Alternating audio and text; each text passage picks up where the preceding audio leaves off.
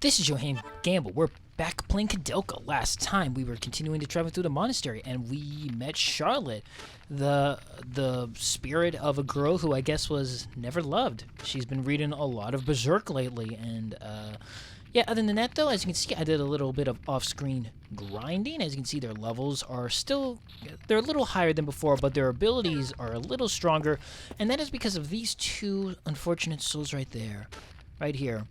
See, there's a green card we need to take from them, but unfortunately, the minute we try and take it from them, we are attacked. Now, this is Valna and Vigna. These guys are level 15, HP 2401, MP 144, and they know all elements. Now, these are unbeatable characters. You cannot kill these characters, but what they're very good for is you can spend the whole time fighting, training your abilities up. So you can be fighting them, and all your attacks will miss. No attacks will do damage to them. Every attack will miss. But even when your attack misses, you still get experience for using the weapon or ability. So you can spend a lot of time here just attacking these guys and building up your experience points. And that's what I did. I did it for some of Koudelka's magic, for Edward's magic and his weapons, and for James's, not for Edward's magic, sorry, for Edward's weapons and James's magic and weapons. So that's why their levels are so high. But you can press triangle to escape because there's no point in fighting them. They will attack you, but they don't do a lot of damage. But yeah, though, there's no point in fighting them. These are unbeatable enemies, and there's absolutely no way to change that. Unless maybe you, like, Game Shark, unless you did, like, a Game Shark or something, I don't know. But this is the door we want to open, but we need the green key, and they're holding it. Unfortunately, there's nothing we can do about that till a little later. But we can go down this stairway, and we can come across this creepy green room. There are some... I don't think there's any items in here. I think this room is itemless. No. I think there's rifles right... Actually, rifle rounds right on the ground. I think I just passed by them. But anyways, there's some rifle rounds right here. We can pick those up, and that is, of course, for our rifle. And each one holds, I think, 20? I think each box holds 20 rounds. Yes, 20 rounds. Yep. So that's pretty useful. We'll be stockpiling those because the rifle is stronger than the pistol, but I still prefer the pistol over rifles. I don't know. I just like the pistols better, but the rifles are stronger. Anyways, here we have a new enemy. This is a Chikon A. It's level 17, HP 529, MP 78, and it absorbs light. Timid by nature, it searches for predators with its large, unblinking eye and scuttles away into the shadows when threatened.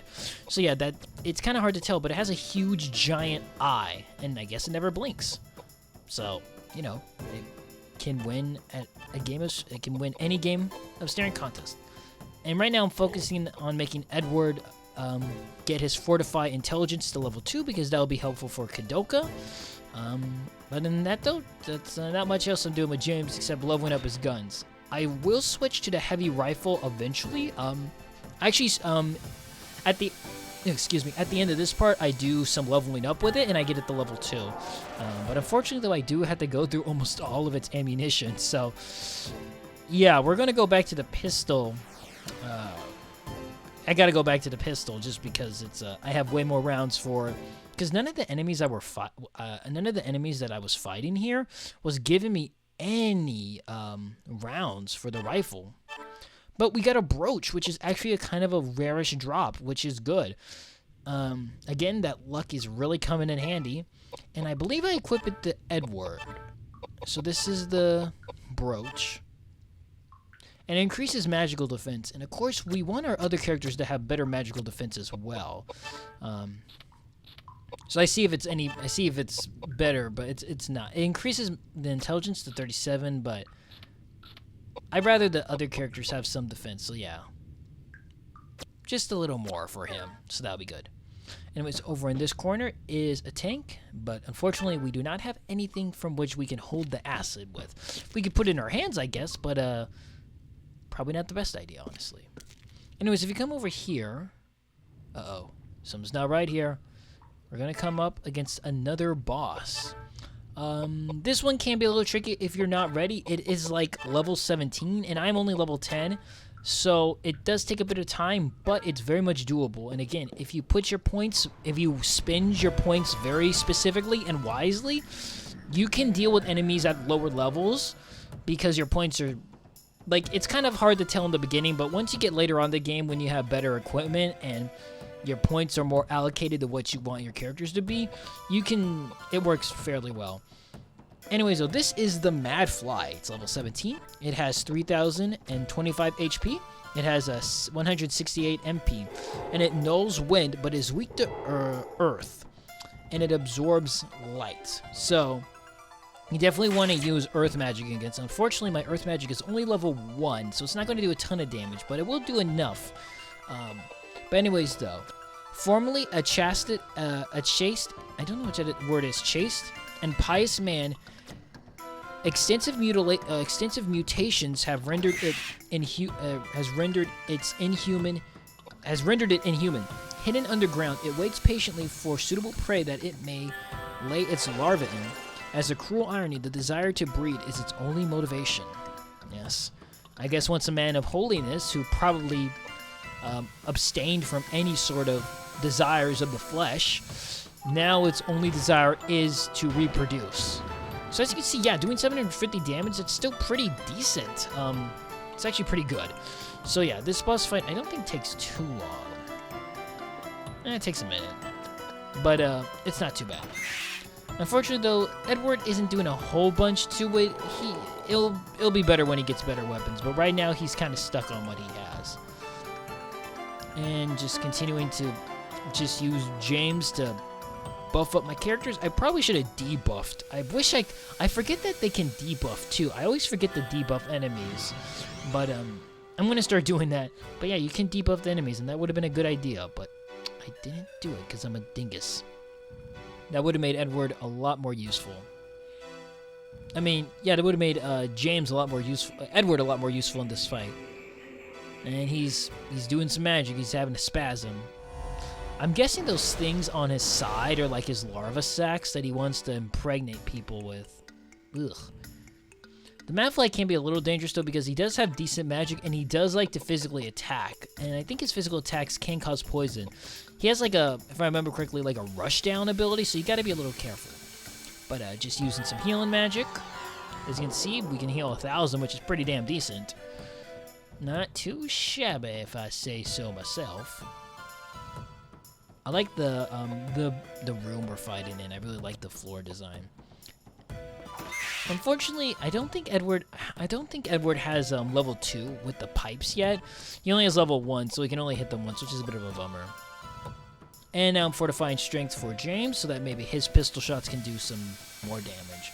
But I don't think he really does a lot with his weapon in this part. I think he's kind of a third wheel. It's really Koudelka who's doing most of the heavy lifting, as usual. Your magic users will pretty much always do the most heavy lifting in the game. Kind of makes me want to make James a magic user now, but it's okay. He can do plenty of damage physically too. It just takes a little longer, I think, for him to really get to Koudelka's level. If he had an earth weapon, this would have been better, but because he doesn't, that's why it's taking a little longer with him. Bam! Look at that damage. 700. That is still pretty damn good. Would have been even better if I was higher level, but I mean, I think this is pretty good. He's 7 levels higher than me. I think pretty decent overall. 239. That's not that bad either, though, for Edward. And James is coming in. He's going to be shooting some fire. I don't think he does that much damage, though. Let me see. Yeah, 65. Not much. I mean, it's something. And then he's also poisoned, too, which is nice. So he took 100 damage that turn. 65 was like from James, and then the 66 was from the poison that Edward laid down on him. His one eye. He's got like 2 heads. He's got a head on the very top and then an eye that he shoots his like fireballs out of. But again, Koudelka just so magically gifted, she took only 1 damage. And she's relatively close to him, too. Unfortunately, though, Koudelka is silenced, so you gotta get rid of that. But it doesn't matter. Her magic, I think, still is canceled anyways. Oh, she doesn't have any magic going on, so yeah. Eat those leaves. Yeah, silence is kind of annoying. But, oh well, what are you gonna do? But this fight is almost over, though. I think just a couple more hits or one good earth shot, or one good shot of earth magic up his ass should suffice. And James is just gonna shoot again. Bada boom. Alright, 107, a little better. Actually, it's a lot better. That's 40%. That's 40 damage more than what he did before. And he is... okay, still alive. He's almost dead, though. He's very close to death. I like how when he does his magic, his eyes get a little shifty, like he's thinking of something nefarious. He probably is, though. I mean, he's trying to put his babies into everybody. And for some reason, I go for agility. That's actually not a bad idea for me to put some points into agility, but it doesn't matter because Koudelka finishes it off with this magic shot. Damn. 900 damage. Very good. And the Mad Fly is no more. As he dangles his weird proboscis penis head thing around. But that's how he is done, and we should gain some levels from that, because he was quite a bit higher level than us. Nice. Put into luck, put some in the vitality, and put the rest in the intelligence. And what do I do? And then I put the rest... okay, there. Yeah, there we go. Alright. And put into attack and speed. Very good. And with that, we get the Icon's Ring. Again, another item we cannot use. This is an item that seemed to be decorative for a statue. So it is not something we can use. But with the game saved and our life healed, we can continue on through the monastery. So yeah, you do need to beat these bosses for those items. There's no way you... because these items are important to get farther into the game. And without them, you cannot get any farther. So you could potentially skip all of them. And then have to backtrack all the way to get the item. Actually, I don't know if you can, though, because there's like a certain point. I don't know if you can, because there's a certain point where it's blocked and there would be no way for you to get back. But you need the icon items to get further so that you could go back to old areas. Now I'm kind of curious. Anyways, here we have a new enemy. This is the Tamakos. It's level 17. Its HP is 576. MP 115. Absorbs light. That's a common theme. Born of an unbaptized infant in limbo, they wail and cry for their long-departed mothers, unloved and uncherished. They crawl through the monastery searching for affection. That is really depressing. And unfortunately, we are not going to be able to give them the affection they desire because they are trying to hurt us, and that means we have to beat them down with a steel pipe. And it even makes a crying sound. Oh God. Yeah, let's not think about this. Let's not think about this. So, yep. That's terrible. And I don't think we get experience from it either. I mean, we do. I mean, we get experience. I mean, I don't think we get a level off of it. Yeah. We didn't even get an item. Ugh. Alright. More pistol rounds. There you go. It's easier just to make sure that you have pistol rounds all the time in whose ever weapon. I think I was seeing how close he was to... yeah, he's almost level 3, and that's good, because then he has a chance of shooting 3 shots, which is pretty helpful.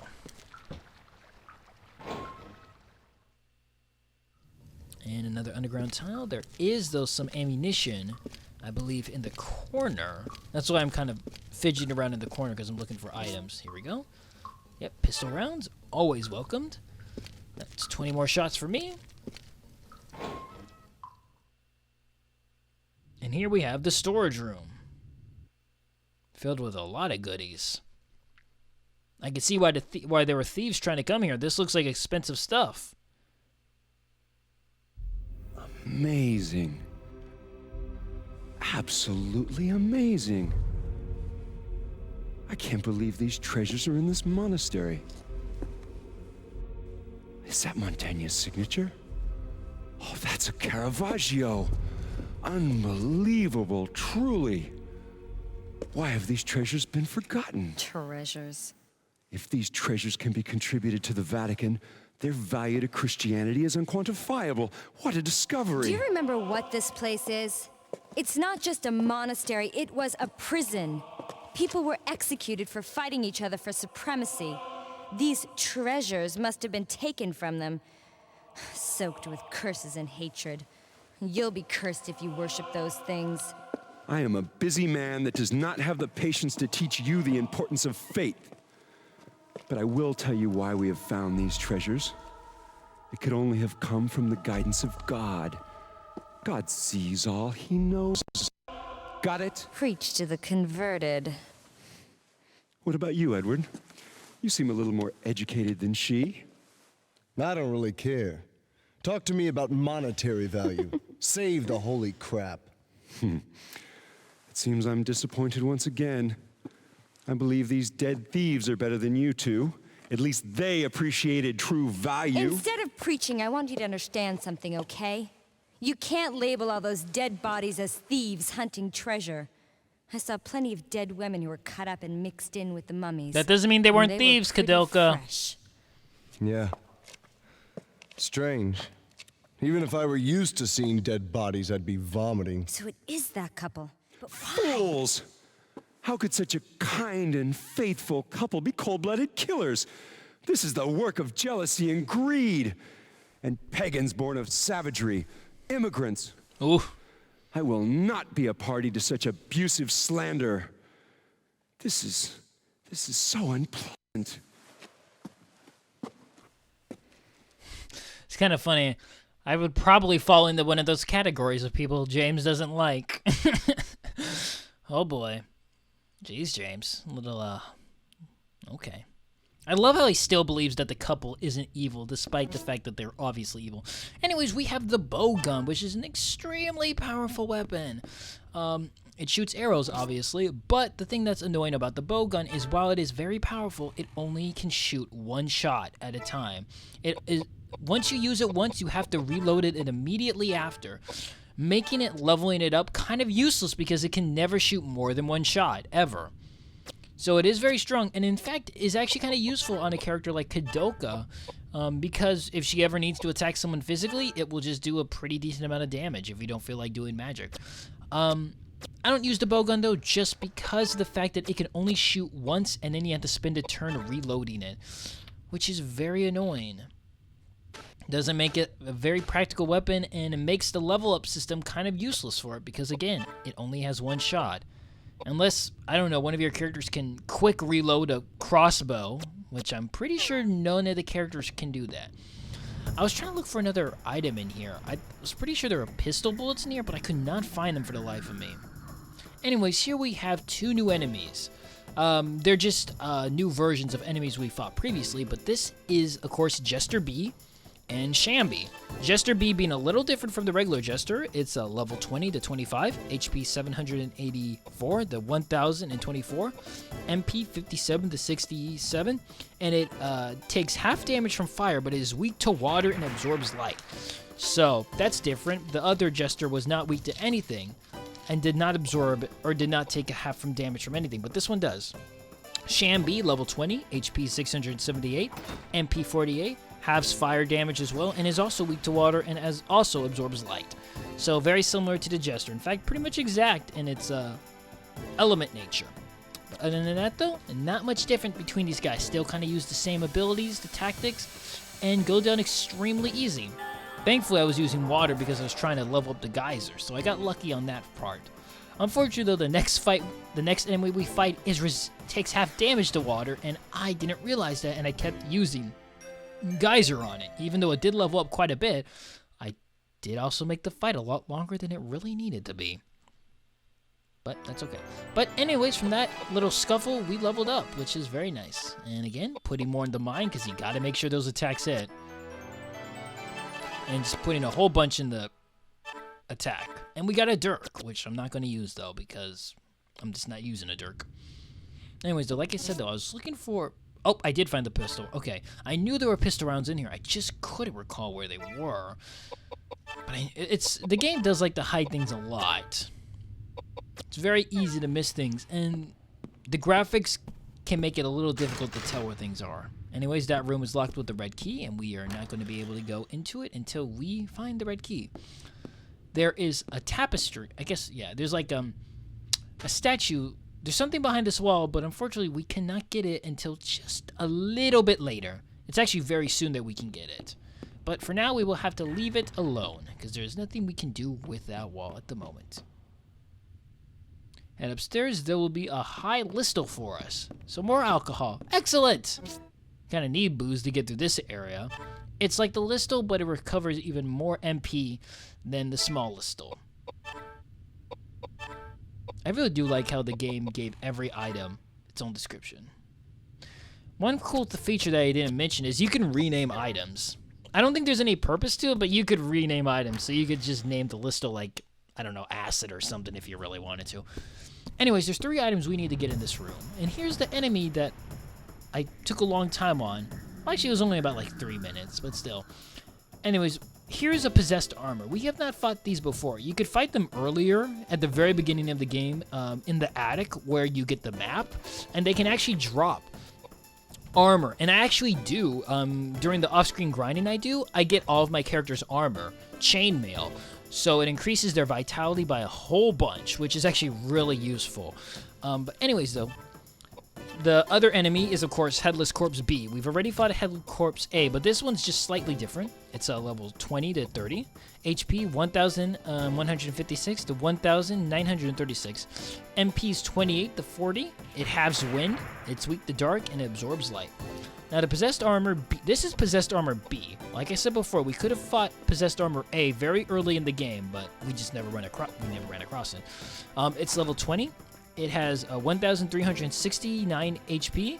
Its MP is 32. It's weak to fire, takes half damage from water, and absorbs light. Armor possessed by a poltergeist. It finds enjoyment only in battle. So yeah, I made this fight take a little longer by only attacking it with Geyser. Because, like I said, it takes half damage. 382 damage isn't that bad, but it does make this fight take a little longer than it needed to. And, yeah. And the Headless Corpse kind of just tackles into Edward. And Edward, this is our first unconscious, this is the first time one of our characters have been unconscious.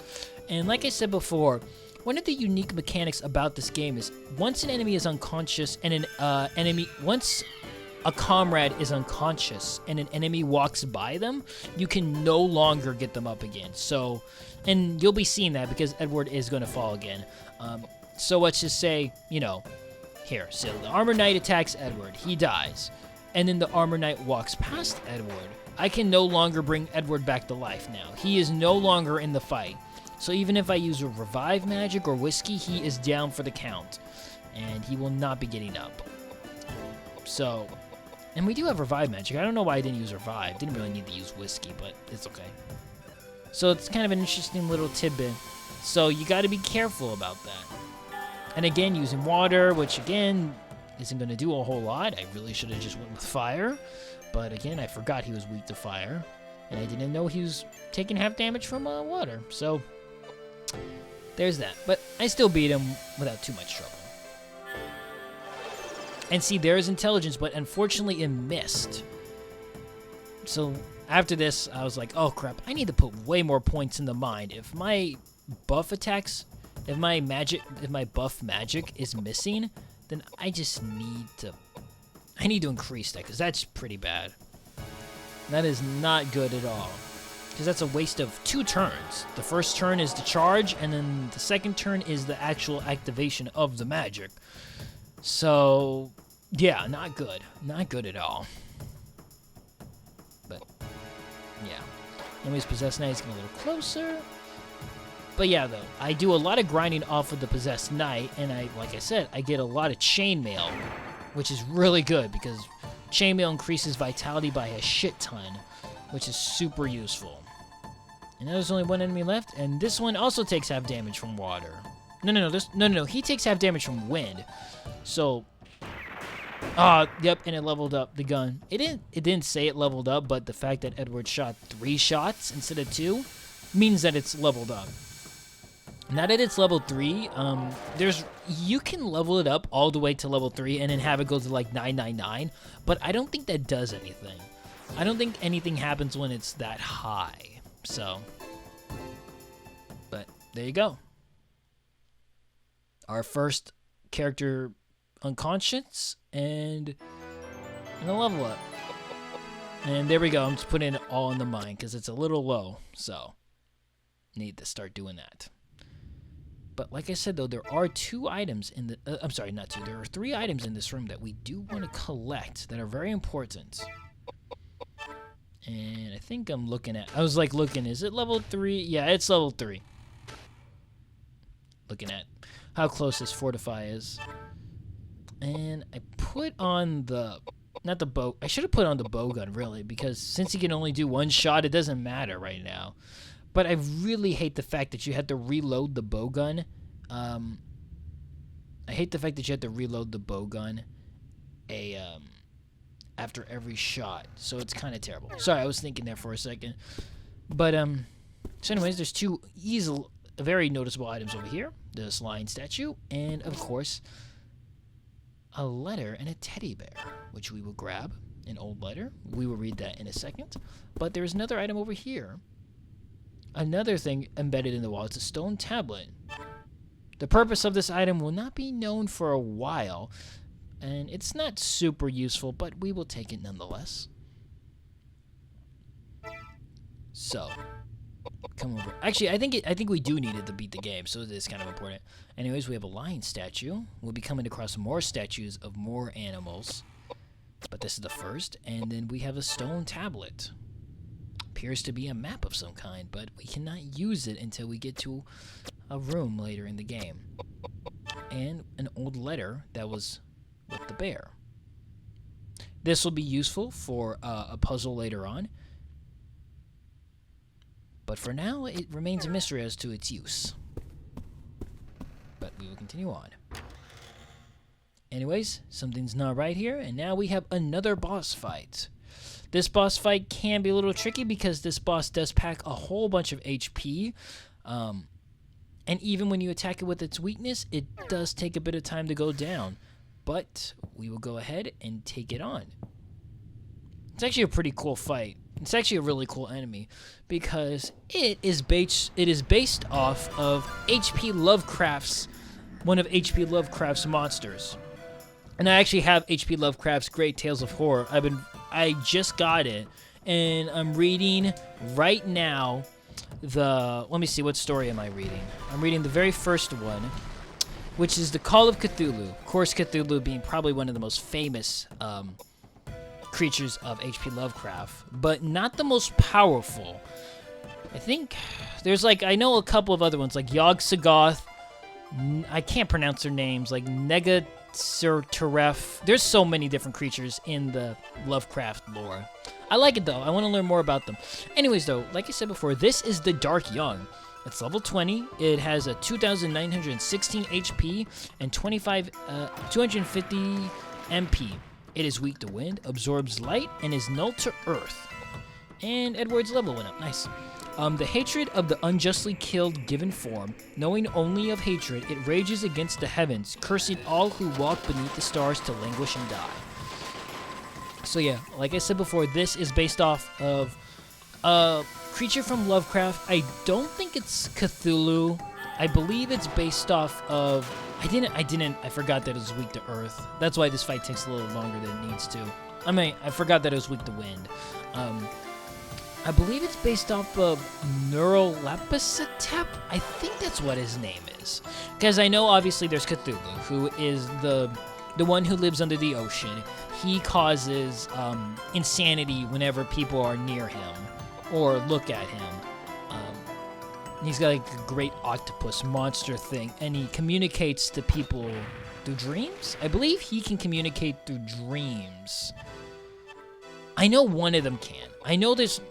My knowledge on Lovecraftian lore is very limited. I only know very little, but I'm very interested in learning more because, as you guys know, I love mythology, and Lovecraft lore is pretty weird, so... But yeah, though, I do, like I said, I have the book, and this book has a whole bunch of different stories. So it has The Rats in the Wall, Pikmin's model, The Color Out of Space, The Call of Cthulhu, which I am on right now, The Case of Charles Dexter Ward, the Dunwich Horror, The Shadow over Innsmouth, which is like the shadow, which is like that computer game. I can't remember what its name is, but obviously it's very well known because Retropre did an RP on it. But that's kind of what that's based on. At the Mountain of Madness, The Shadow Out of Time, and The Hunter of the Dark. So, yeah, I'm reading those. It's a really interesting read. Funny thing is, though, I don't like reading. I've always been I mean, you guys probably already noticed. I'm a pretty poor reader. My pronunciations are pretty dreadful. I've always been a very bad reader, and, you know, I have dyslexia, too, which has always made me dislike reading even more. So, I really have to force myself to read. But, you know, I've really gotten into, like, you know, Greek mythology and these Lovecraft stories, and they've made me definitely a better reader, and of course, which makes me a better writer and more eloquent in my speaking. So that's good. But yeah, though, you guys probably noticed I'm not a good reader. Yeah, it's a little pitiful, honestly, but yeah. Anyway, so this fight is actually not too far from being over, because even though I should have been using wind against it, my flare still does plenty of damage against him, and he can't really do much to me. His magic, although doing a bit of damage to Edward, is nothing really too much to worry about, and Koudelka can heal it off in one turn. So, and James is doing somewhat efficient damage with the rifle. It's not the best, but we are chipping down his HP, and he only has like he only has about 3,000, a little less than 3,000. So, and he's poisoned too. So again, it's really chipping him down. One interest, I don't know what I was gonna say. I forgot what I was gonna say, but look at those legs. Damn, you guys got some meaty gams. Yeah, I like the Dark Young though. It's a pretty cool looking boss, I think. Now, James, can we talk about how this monastery has an evil Lovecraftian horror abomination here? I think that's a problem. I just love that. Oh, my pipe broke. I love how we're beating up like a dark elder god. Well, this, I don't think this is an elder god. I think only Lovecraftian monsters are. Because from what I understand, Lovecraftian creatures are like aliens from another galaxy that some time travel. Because, like, I know there's, like, one theory. There's, like, this one Lovecraftian god who sleeps. And because he sleeps, our world is just a figment of his dreams. But the minute he wakes up, everything disappears from the galaxy or whatever. Like, when he wakes up, everybody disappears because we are all a part of his dream. And there's, like, some creature that keeps him asleep with a flute so that the world can continue to go on, but once he wakes up, we disappear because we're just a part of his dream. So that's a pretty cool concept. But yeah, I know very little about the lore, because one of the interesting things about Lovecraft is, though, that I know of, is that a lot of people add on to the lore. So it's not just his work. Like, I guess he kind of started the baseline, like the ground universe for it, and then people just continued to build on top of it, and I think he's used some too to build on top of others. That's kind of what I got from the reading of it, but I don't know. Anyways, yeah, this fight, not too much to talk about just because I already told you everything. He doesn't really do much except shoot that cool orange lightning out at you. I like how he turns into like, he like puts his tentacles together. It's cool. Anyways, I think I go to the spear. Not good. Okay, don't use the light spear because he absorbs light. And just move back and start tapping him. It looks like an octopus. Eat him, calamari. Oh, I could go for some octopus. Octopus is so delicious. Oh, and he's dead. I poked him to death. Yay! He's dead. I killed the octopus that could walk. Good. And with that, we get a level up. And again, this guy's level 20, and we beat him, like, fairly easy. So, that's awesome. And what am I gonna... Okay, pie. Yeah, that's good. But we leveled up a couple times just because we were low level. But again, I do off-screen leveling up. I get to like level 17, so yeah, we're pretty good for a while. But when you beat him, though, you always get a special drop from him. It's called the Evil Horn. It's a spear, and it looks like it's a part of his tentacle put on a stick. It's actually not that strong of a weapon, but it is kind of cool. Nonetheless, it has its own unique design and look, and it has its own unique look. No other weapon looks like it, and when you use it in battle, it has its own, like, custom look, too, which is cool. So as you can see, it's not very strong, but it does increase... That might be a good weapon to put on Koudelka now that I think about it, because it looks like it increases magic. So I think I'll probably do that, actually. This is a good idea. But you know what, though? With that, I'm going to go ahead and end the video here. So that is, what, 2 bosses down in 1 part? Not too shabby. So this has been Yohhamgambal. Thanks for watching. See you next time as we continue to play more Koudelka and continue to explore the monastery with the bickering gang. The gang that bickers. Alright, bye then.